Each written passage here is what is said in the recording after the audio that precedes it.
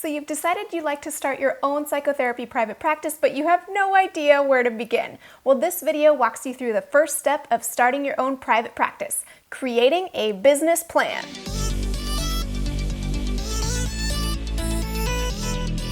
Welcome to Private Practice Skills. I'm Dr. Marie Fang, psychologist in private practice. I post videos offering tools I learned the hard way about starting and growing private practice so that you don't have to. In today's video, I'll offer 5 tips to help you get the ball rolling on developing your own business plan. And yes, you absolutely need a business plan to get started in private practice. Step number 1. Do market research. Before you start anything else in your business plan, it's important to know what other therapists are out there in private practice and what they're up to. So explore the Psychology Today, find a therapist directory, do some Google searches, see who's around, and this is going to be super important to help you know what kind of supply there is for the product that you're selling in your business. Step number 2, determine your product.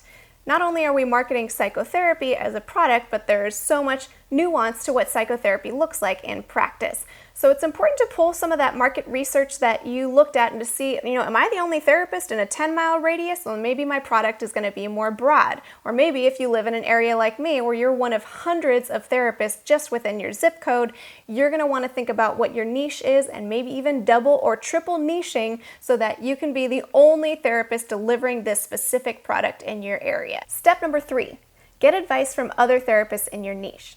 Now, I know this sounds completely counterintuitive because it feels like you're going to the competition for advice, but the reality is other therapists in your area of specialty are likely to be one of your primary referral sources because there's nuance and difference even amongst those of us who have similar areas of specialty. And I know I'm always grateful to know other therapists that do what I do so I can have a referral base to pass people along. So this is a double whammy tip because not only does it help you with your future marketing, but also you don't have to reinvent the wheel as you come up with your own business plan. Step number 4, determine how much you're willing to give. Time and money are such precious resources, and you're going to need both to get things started with a business. So ask yourself how much of each of those you're able and willing to give.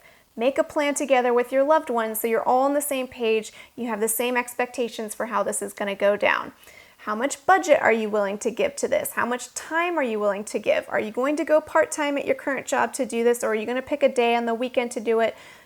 Figure that out in advance and know what you're willing to expend towards this goal. Step number 5, create an exit plan. Before you start, it's so important to consider the worst case scenario so that you know when you're going to push the abort button if all else fails.